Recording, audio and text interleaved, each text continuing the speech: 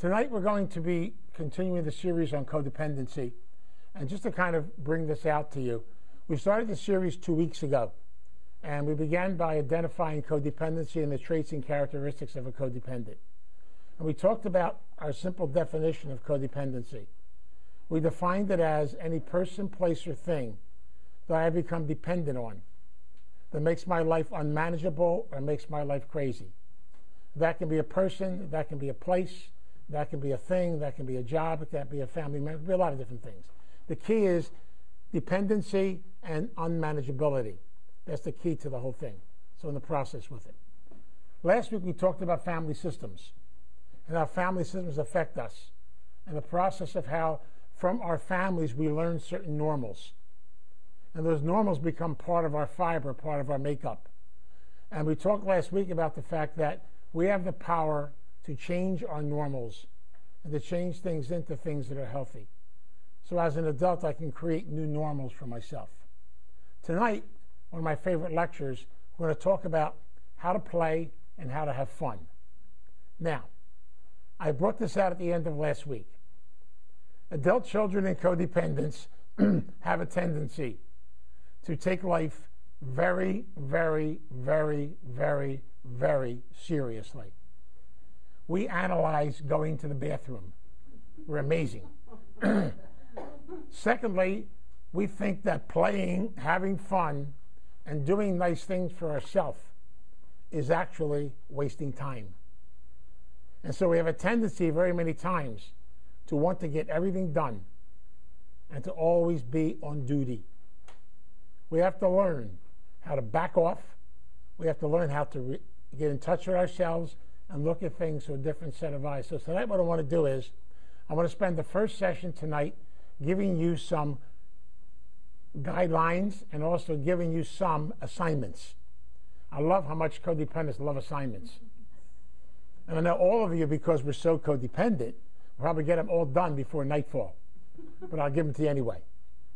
Secondly, I'm going to talk about stuffed animals, teddy bears, and the aspect of how they are connected to our recovery program. Then thirdly, I'm going to spend some time talking about some of my favorite characters. And that's to kind of share some things with you from the Peanuts comic strip on how that pertains to recovery, how it connects to us in our life. And so tonight is a night dedicated to teaching us to relax, take it easy, stop thinking, to enjoy, and just to get in touch with life. See, one of the things you have to understand that happens to many of us as codependents, I describe us as robots, which means we are predictable. We have functioned in a certain way for such a long period of time that we are literally predictable. And so tonight what I want to do is I'm going to spend some time helping you to meet a part of yourself that you probably have run away from or hid from for a long period of time. So I'm going to give you some assignments. And these assignments will help you to get in touch with all different areas of yourself and of your life. That's why they're a lot of fun. See, watch how this works. We are extremely predictable people. Many people can set their clocks by us. It's amazing. It's that rigidity that we have. So I'm going to ask you to do something for yourself so you can meet a part of yourself that literally is very scary. For example, if you're the type of person who makes their bed every morning, who puts their house into perfect shape, who puts everything exactly where it's supposed to be, I would like you for 1 week not to make your bed and let your house go. I want to see if you last 20 minutes. You want to talk about getting in touch with feelings? Try it. We don't realize how we are programmed. Now, if you never make your bed and your house looks like somebody ran through it with a truck, for the next week I want you to make your bed every day, put your house in total order, organize it, and let it have a sense of order to it. This stuff is scary. It's almost like meeting a part of myself I've avoided for a long period of time. And a lot of this is about something called control. I've often said that the ultimate disease of all codependence is control. It's scary. Another assignment. If you're always on time for everything, I can always tell the real codependents. They sit here and I start about 5 minutes late, and they're sitting there saying, where is he? It's 5:30. It's supposed to start at 5:30. And I love it. It's crazy. If you're always on time for everything, for the next few days, I would like you to be at least 10 minutes late for everything. Not only will it scare you, it will scare the people around you. Remember, they're setting their clocks by you. Now, if you're never on time, for the next few days, I want you to show up 10 minutes early. That's even scarier. What I'm saying is, go do the opposite of what you normally do. What I have found, if you actually do the opposite, you get in touch with feelings you never got in touch with before. And the biggest feelings are loss of control, anger, fear, being scared, and being afraid. It's real interesting what happens to us, because we don't realize how we literally expect to function in a certain way. Now, have some fun. If you live with somebody who doesn't pay too much attention to you, I want you to buy a water pistol. Now, when they come down and they're having their coffee and they're not paying too much attention to you, I'd like you to shoot them in the face. You will definitely get their attention. You'll also scare them. They won't know what to do with you. And hopefully they'll get a water pistol and shoot you back. Then you can have an old-fashioned water fight. Wouldn't it be fun? God, it's fantastic. Now it's summertime. You can get hoses and do this with. It's even greater. Especially when somebody's all dressed up. I'll never forget, I was running a men's group, and they were having a party at one of the guys' houses, and this one guy was so stiff. Oh, geez. He would wear his tie and shirt and everything. He was always showing up, would not participate in anything. So the guys got together, and when he arrived, they picked him up and tossed him in the pool. He definitely got in touch with feelings. What can I tell you? It's so amazing when you go do opposites. For example, do something. I would like you sometime this week to pull a prank on somebody. Do something crazy. And I'll tell you 2 stories. I love these 2 stories. I was running a women's group, and I tell my groups to do this kind of stuff. And basically, one of the women in the group, or actually the whole group, did something one night. I got done work around 10 o'clock, 10:30, like I normally get done. I was tired, went out to my car, got in my car, started up, and drove home to Williamstown. I was going down the 42 freeway. Everybody passing me was honking their horn, going like this to me, give me the thumbs up, all kinds of stuff. I said, what the heck is going on? I kept driving. Everybody's going by. The horns are honking, all kinds of crazy stuff. I said, this is crazy. I got home, went in the house, told my wife. I says, I had the strangest ride home tonight. I don't know what was going on. And the next morning, my wife said to me, I think maybe you better go out and take off what's on the back of your car before the kids go to school. They had taken a photograph of 3 girls in bikinis bent over on the back hood of the back trunk of my car. They had to paste it on there. I drove all the way home with that sucker on the back of my car.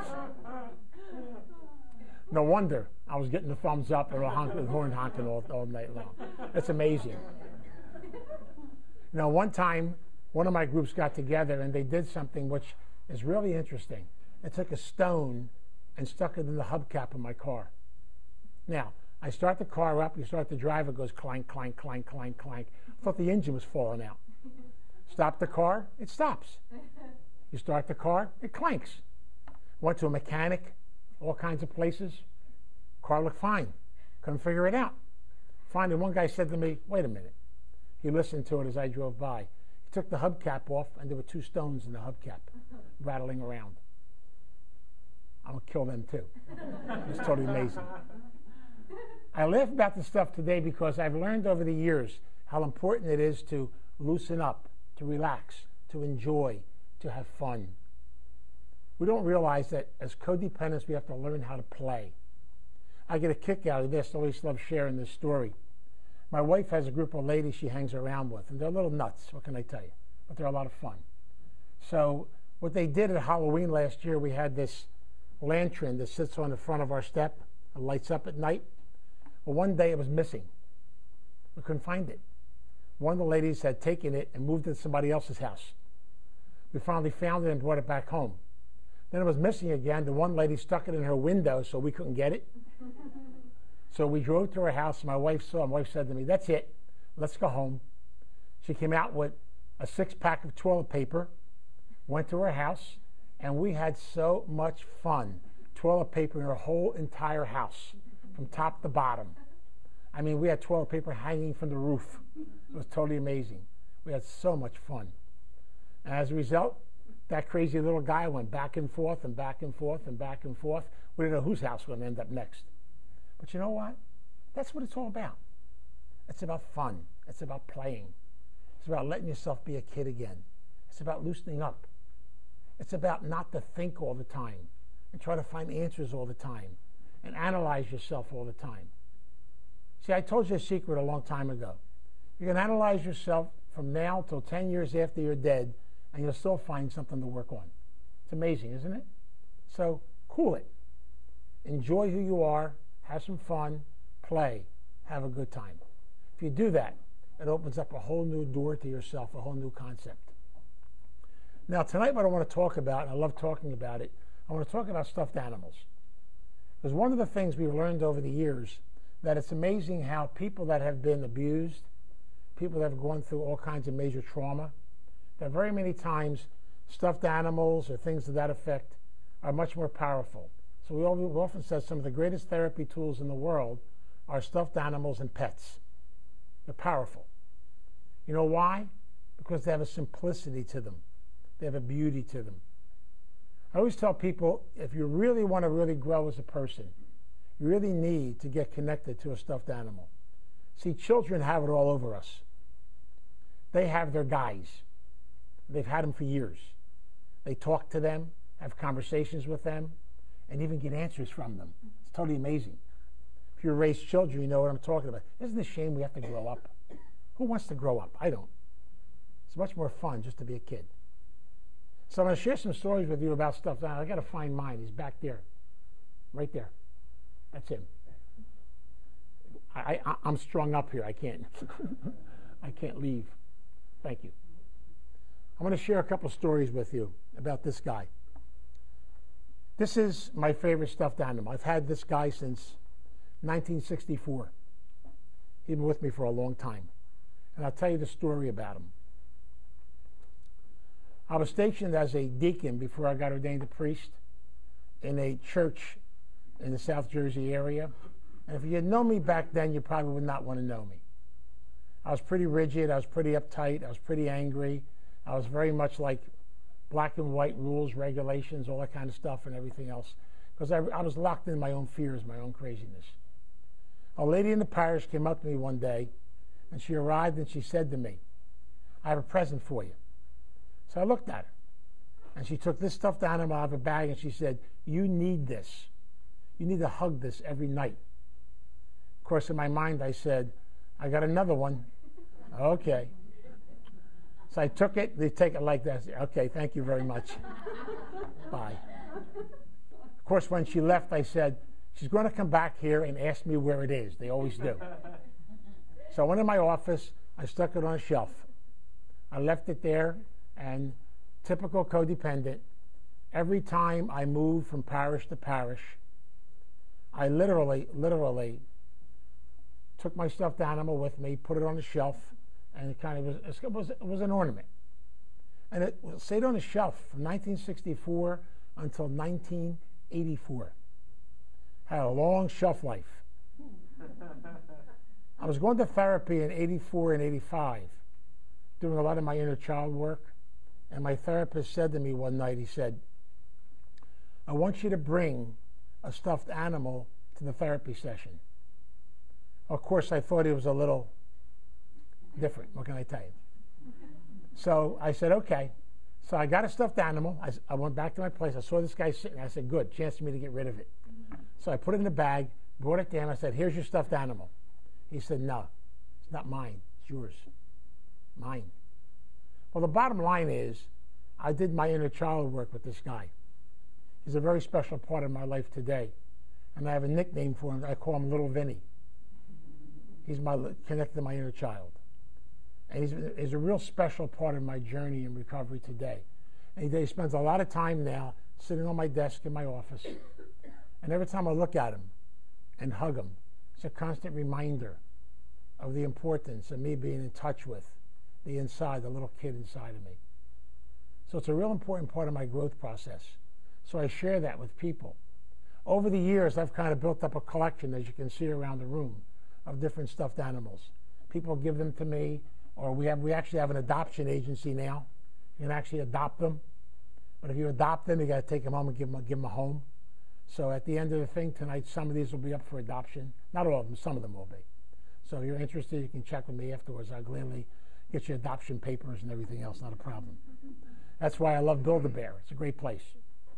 One of the things I share with you, there's two more very special stuffed animals. One, Ernesto's holding right there, okay? That particular stuffed animal is my recovery bear.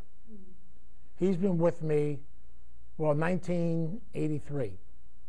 How many years is that? I don't know. It's a lot of years. He's been with me for a long time. Wherever I go places, I worked in rehabs and places, I ask people to give him a hug. He's been hugged easily by thousands of people in recovery. So when he's riding in my car with me and he's part of me, I can take my recovery show with me on the road. He's my connection to people in recovery. About maybe 8 years ago, I figured he was getting lonely, kind of sitting in my car all the time. That's why he kind of turned colors. He used to be brown, by the way. So I got him a partner, and his partner is right here. So my recovery bear, I have a nickname for him, okay? I call my recovery bear Lucky. He named it to my dog who died. And my other bear is called Fluffy, because my dog is a kid. Now, the two of them spent a lot of time together in the back seat of the car.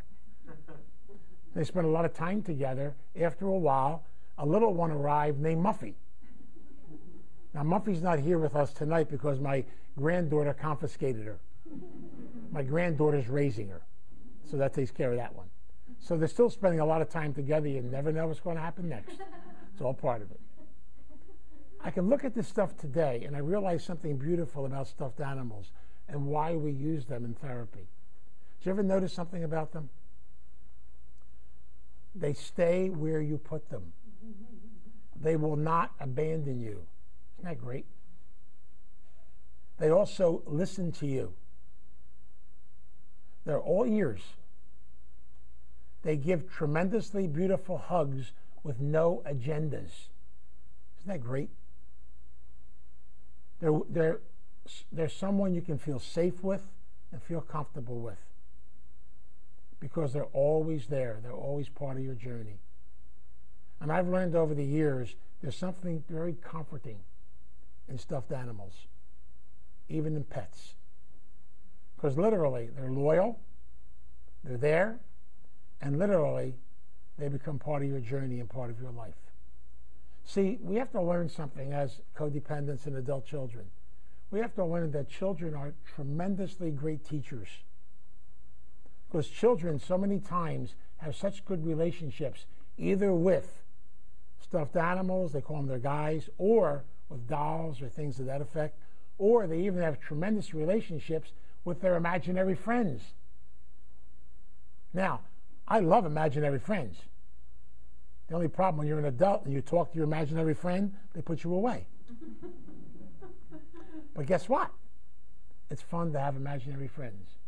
See, children, I really believe, are still in touch with the other side. So their imaginary friends are really real. They can actually have conversations with them. They can talk to them. And sometimes when they're in even dysfunctional families, their imaginary friends understand what they're going through. They're very real to them. I've often said the saddest thing in the world is we have to grow up. You know, my granddaughter just graduated from the 6th grade, and she said to me, Papa, I'm not going to the 7th grade. I'm going to preschool. She says, I don't want to be in the 7th grade. So from now on, I'm only 3 years old. Treat me that way. She's about as tall as me. I'm going to treat her like she's 3 years old. But it's going to be fun. What can I tell you? But the concept is, I understand where she's coming from. She's going through that transition, that stage of moving into another dimension of her life, and she's scared. It's new to her. It's scary. It's much easier to go back. Because when you go back to all the simple little things how life was. I tell codependents, take some time and give yourself time to go back and meet that little kid that's inside of you. All of us in this room have a very beautiful, beautiful little child inside of us. All that child wants to do is play and have fun. I'm going to tell you a secret. The greatest therapy on the face of the earth is socialization and play therapy. Socialization and play therapy. And what I love so much about that, when you socialize or interact with other human beings, you learn so much from them. And when you socialize, your defenses are down. When you play, your defenses are down. We have to learn all over again how to play, how to have fun, how to loosen up, how to enjoy each other. When's the last time you just got a hold with a bunch of friends and went to a park and did the sliding board and the swings and all kinds of stuff? Don't bring your kids. Go yourself and do it. Go have some fun. Go enjoy life. Go to an amusement park. Enjoy the little things of life. I love taking my grandkids to the water park in Wildwood. You know why I love it so much? Seniors get in free. You know why they get in free? They figure they're not going to do anything. I love it. I do every slide, everything, all the stuff. I have a great time. We have a ball. I love the place. That's what it's all about. I'm saying this because I truly believe that it's really imperative for us to learn how to meet the other side of ourselves. See, we can spend a lot of time analyzing ourselves, and as codependents, we love analyzing everybody else too. It's not a problem. We have no problem at all taking somebody else's inventory. We're good at that. We have to learn, ease up, relax. Life is supposed to be lived, not figured out. Life is supposed to be a place where we can just celebrate and enjoy. And sometimes, you know what's so beautiful? Take a day and just be a bum. Try this sometime. Try getting a hold of a couple of friends and just go and do nothing for the whole entire day. You want to get scared? That is scary. Do nothing. Just be. We don't know how to just be. We have to always be either involved in something, checking on something, or doing something. We have to learn how to relax, how to take it easy, how to celebrate, how to enjoy life. And I'll tell you a secret. If you get yourself a beautiful stuffed animal and you hug it every day, I guarantee you'll get in touch with that little child inside of you. You'll be able to experience a real beautiful part of yourself as a person. All it takes is some hugs, that's all. Some simple little things. And it's so much fun, and I'm giving you permission tonight to carry on a conversation with your stuffed animal. If you want to do it in public and they call me, I'll make sure you don't get committed. Don't worry about it. Loosen up. Relax. So I bring this out because I see this as a very powerful therapeutic tool. And I've learned over and over again, talk therapy is nice and it's wonderful. But you know what? Sometimes we do too much of it. We have to learn how to balance it with play, with socialization, with interaction. Some of the best 12-step meetings I've been to are at the diner after the meeting. Because sometimes you go to meetings, they got too many rules and regulations at the meeting. So much more fun to get together and just let it all hang out afterwards and realize how dysfunctional we all are. Isn't it fantastic? I've said this so many times why I love 12-step meetings. It's the gathering of all kinds of dysfunctional people. Isn't that fantastic? Of course, codependents don't believe that. They believe that when they gather, they're going to somehow, everybody, did you ever see 14 codependents run a coda meeting? They all want to be in charge. It's amazing. They all got to do it their way. And maybe we just got to kind of let go. Be a spectator. Relax. Play. Enjoy. So I guess what I'm trying to sell tonight is something I believe in very strongly. I truly believe that people that play, that socialize, interact with each other, are connected to people around them, learn so much about life. They learn about life because they're in touch with other human beings. They're in touch with diversity of different types of people. And they know that it's okay just to sit back, relax, have a cup of coffee, enjoy the moment. Please do me a favor tomorrow morning. When you get up, don't read 43 meditation books. Okay? Just go downstairs, say good morning to God, say good morning to people around you, sit down, have a cup of coffee, and just enjoy the moment. Enjoy the moment. If the kids are crazy and insane, enjoy them too. You know why? They're teaching you how to be crazy and insane. Learn from them. Tomorrow, show them how crazy you are. That's the fun part of it. And so make time for yourself. Make time to play. Make time to enjoy life. And above all, make sure you have time to play with Winnie the Pooh and Mickey and all those crazy things. I love Disneyland and Disney World. I get to see Pluto, have a good time. You know, I love going, and I had a wonderful opportunity going to a park in California. I got to kiss Snoopy, spend time with Snoopy. In fact, on my Facebook, my profile picture is me kissing Snoopy. I love it. It's the fun part of life. And so to me, I truly believe that recovery is simply learning to enjoy ourselves and to enjoy life. And realize the fact that we've all gone through a lot. And I know that. We've all gone through all kinds of struggles. But guess what? We are where we are today because we're able to come through them. So please give yourself some credit, okay? We'll work from there. Now, this last part, you be good, okay? I have to give it back to her. She was babysitting. Okay, thank you. Now, one of the things I want to do in this last section is I want to talk a lot about something that became very popular and important for me in my growth process. I want to talk about my favorite comic strip, the Peanuts comic strip. I don't know whether you know it or not, but the Peanuts comic strip actually was put together by a very wonderful gentleman who actually was a Protestant theologian. And when he did the comic strip, what he actually did was he actually took each of the characters and created in each character a little microcosm of different traits and characteristics in all of us. So every one of those little characters represents a part of us. What I love so much about the comic strip is when you look at it, you understand something about yourself as a person. There are two great books which I love. One is called The Parables of Peanuts. One is called The Gospel According to Peanuts.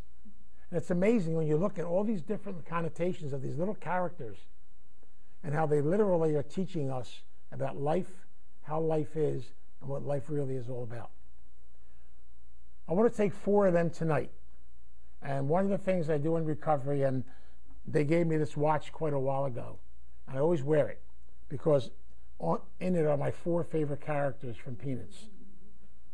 I keep them on my arm for a purpose because the 4 of these characters really connect me to recovery, and they remind me what recovery really is all about. And they travel with me all the time. That's why I keep them there. They're a constant reminder. So I'm going to share 4 characters tonight. Lucy, Linus, Charlie Brown, and of course, Snoopy. We can't go anywhere without Snoopy. Begin with Lucy. We call Lucy the Grouch. Lucy's always having crab-ins. She's always miserable. I call her the ultimate addictive personality. My nickname for her is Lucy the Addict. I want what I want when I want it, and I want it now. That's Lucy's theme song. She demands everything from everybody, and she wants it her way all the time. She drives Schroeder crazy. The little piano player makes him nuts because she wants him to have a relationship with her, and she's going to bug him to death until he does. God, can we relate to that one? You know, we have to learn something about life. We all have inside of us a little Lucy. We have those days when we get real picky, real controlling, real crazy, and real nutsy. Congratulations. Next, we have Linus with his famous security blanket. I call Linus has something called fear, anxiety. He's scared of life, so he has to hang on to something all the time. He needs something to be dependent on. He can't function by himself. So he holds on to that security blanket. He's holding on to something that will make him feel okay. How many times have we, part of our personality, kept looking to something on the outside to tell us that we're okay? That could be a person, that could be a situation, that could be a lot of things. But so many times we have a tendency to hang on to something, so I want them to tell me I'm all right. It's part of our dependent personality. Then, of course, we have the ultimate codependent, the one who wins the award as a codependent, Charlie Brown, the ultimate codependent. Poor old Charlie Brown. Everything happens to Charlie. Now comes the woe of the codependent.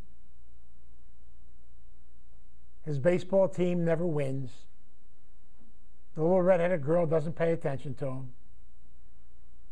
He's constantly trying to put Snoopy into obedience school. Now you talk about control. Watch. There's a cartoon that should be on every wall of every codependency meeting and every adult children meeting that we have. It's the cartoon where Lucy, the addict, is holding the football for Charlie Brown, the codependent, to kick. Charlie goes to kick it. Lucy yanks it away. Charlie goes flying and lands on his rear end. Now, Charlie's a good codependent. He gets up, cleans himself off, gets back in line again. Lucy puts the football down again. He goes to kick it. She yanks it away. After 7 times of falling on his rear end, they say to Charlie, Charlie, don't you get it? Lucy's not going to hold that football. And Charlie has what I call the ultimate cry of the codependent. Someday she will. I call it the someday disease. Someday he'll get sober. Someday things will be the way I want them. Someday I will prevail. The ultimate cry of the codependent. Or we say things like, someday I'm going to take a vacation. Someday I'll make time for myself. Someday I will have a life. Now watch what happens. When a codependent dies, over the top of their coffin, they put a bouquet of flowers that say, someday. We drive ourselves crazy. Typical codependence. Someday, I'm going to really enjoy my life. Next thing you know, you're 93. Still trying to figure it out. Take a break. Make someday today. And keep it that simple. Then, of course, we have the ultimate. We have Snoopy. We call Snoopy recovery. We call Snoopy the hound of heaven. We still call Snoopy the free spirit. See, Snoopy knows what recovery is all about. You know why? Because you can't figure the sucker out. That's why I love Snoopy. Watch what he does to Lucy. Lucy's having a crab in. Really miserable. They warn Snoopy, stay away from her. She's really in a mood today. Don't go near her. Snoopy goes right up to her door, knocks on it. When she answers the door, Snoopy kisses her on the nose and beats it the hell out of there. It's called Detach with Love. See, Snoopy went to a lot of Al-Anon meetings. What can I tell you? He learned to detach with love. He drives poor Lucy crazy. Instead of yelling and screaming at her and playing, he lets her know how much he loves her and just moves away. Look what he does to Linus. He's always stealing Linus' security blanket. Poor Linus goes through all kinds of changes. He chases Snoopy all over the place. What does recovery do to us? It takes away our dependencies. It's scary. It takes away our control. It takes away our dependencies. It takes away the fact that we have to let go. And Linus has a hard time letting go, just like we do. Then, of course, Charlie Brown. He's always trying to organize Snoopy, put him in obedience school, get him structured. And this is the one I love the most. Codependents actually think that they can organize recovery. I love it. They actually think that we can figure it out. We actually think we can actually figure out how it works. I'm going to tell you a secret about Snoopy. Snoopy is a free spirit. Snoopy is a spontaneity inside of each and every one of us. We have inside of us a beautiful, beautiful, beautiful free spirit inside of us. And recovery is a free spirit, which means recovery only works when you learn to let go. I love this program for a very powerful reason. You can't figure it out. You can't control it. You can't organize it. You just have to live it and celebrate it and go with the flow of life. It's the hardest thing for us to do. We're trying to figure out, when do I have all the steps worked? I tell people, one day at a time till 10 years after you're dead. Okay, then we'll give you a graduation certificate. See, that's not recovery. Recovery is spontaneity. Recovery is living. Recovery is celebrating each day. Recovery is being open to the journey, being open to life. Recovery is realizing the fact I never know where each day is going to take me. And that's okay. I don't have to be in charge of the day. Recovery is learning how to let go. I've often said Snoopy is such a wonderful example of recovery because Snoopy just has that spirit, that energy. And I really believe in something very strongly, that inside of every one of us in this room, no exception, by the way, sorry, every one of us in this room has that powerful, powerful little child, that powerful spirit, that energy inside of us. Every one of us is a walking miracle. If we only allow that spirit to come alive. I've often said, recovery is getting out of your head. Recovery is being spontaneous. Recovery is being open. Recovery is letting go. Recovery is realizing the fact that I never know what's going to happen from one day to another. That's the wonderful part about life. See, as codependents, we normally have what I call 10-year plans. There are many of us have 20-year plans. We get nuts and crazy about it. But really, in reality, who knows anything about tomorrow? I joke with the state of New Jersey. I always love doing this. They send me this packet in the mail every year. They want us to put our 5-year plan and our 10-year plan and send it back. I write one day at a time and I mail it back to them.